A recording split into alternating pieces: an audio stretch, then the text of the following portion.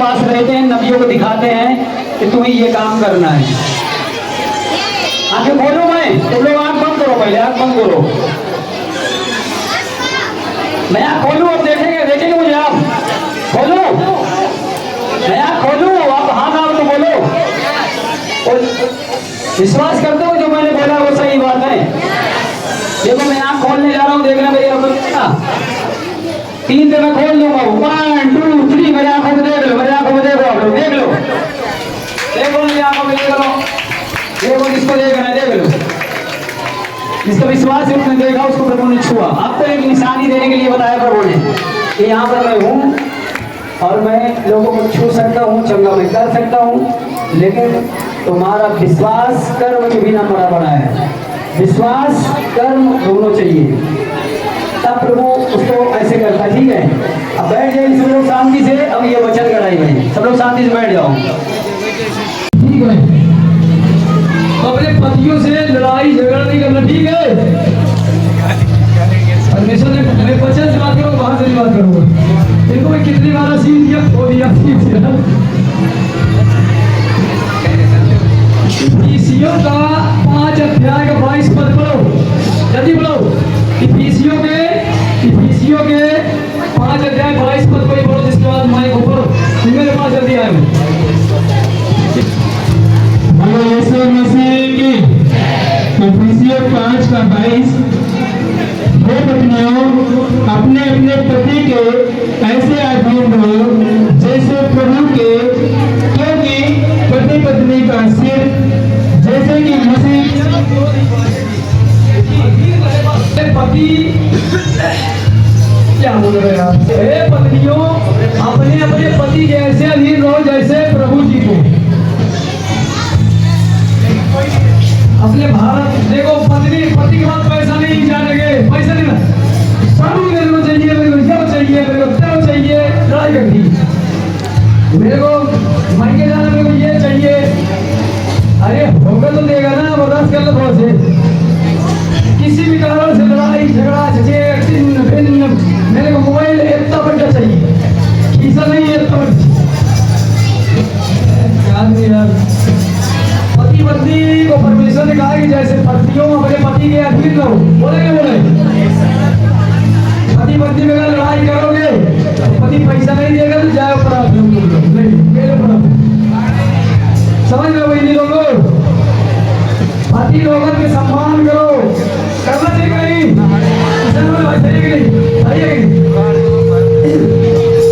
अरे बात परमेश्वर ने लिखा है, हमने थोड़ी लिखा है।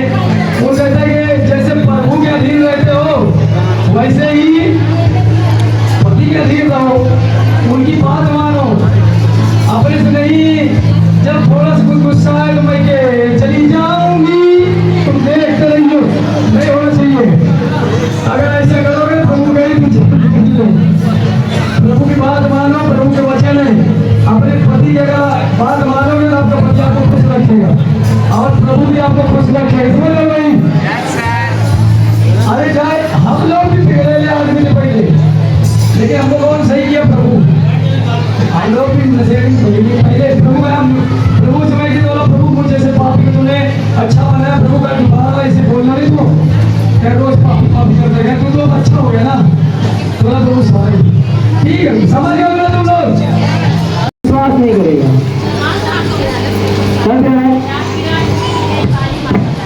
पिला दे, एक ही जो पिलाने नहीं लाएगा, एक ही को पहले ज्यादा नहीं लाऊंगा। अभी प्रार्थना करने बाकी, मतलब आपको बता रहे हैं प्रभु दास के हाथों पर करो, हाथों पर करो। अब तक नमक खाया था, गोली खाओ।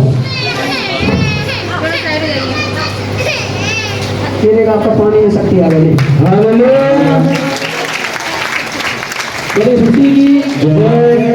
तो देखिए, अब आप लोगों को और बताते हैं। आप इस स्थान पे कभी भी आओ, इस स्थान पर जब भी आइए तो क्या करिए, आप अपनी पूरी दिल की बात किससे बताना? आपको प्रभु से बताना है। बोले सुशी की उसका 8 वचन 14 वचन परमेश्वर का वचन कहता है, इसलिए कि जितने लोग परमेश्वर की आत्मा के चलाए चलते हैं वे ही परमेश्वर के पुत्र हैं।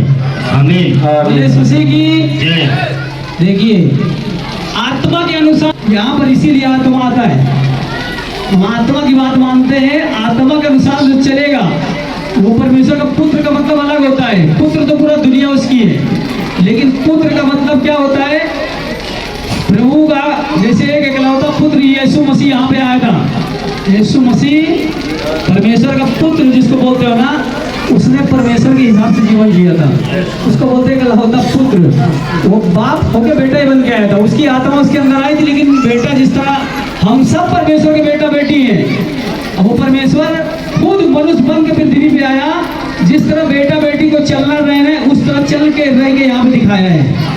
मतलब हम सबको वही करना है जैसे उसने किया था, उसी तरह से हम सबको करना है। समझ में आ रहा है लोगों को?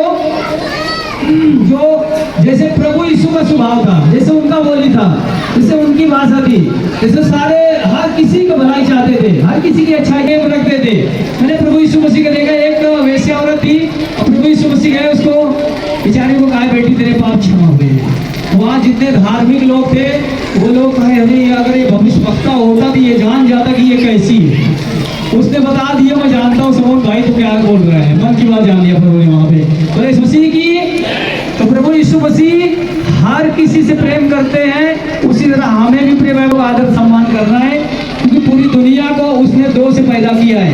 अगर हम मनुष्यों से प्रेम नहीं करेंगे, आदर सम्मान से बात नहीं करेंगे, तो हम जगत की ज्योति नहीं, जगत के रोशनी जो बोलते हैं हम जगत की रोशनी है, तो रोशनी ने फिर हमको अंधेरा ठहरा देगा प्रभु, है ना जी। तो हमें प्रभु के हिसाब से जीवन जीना है। और आत्मा जो बोलती है कि आत्मा के अनुसार चलना है।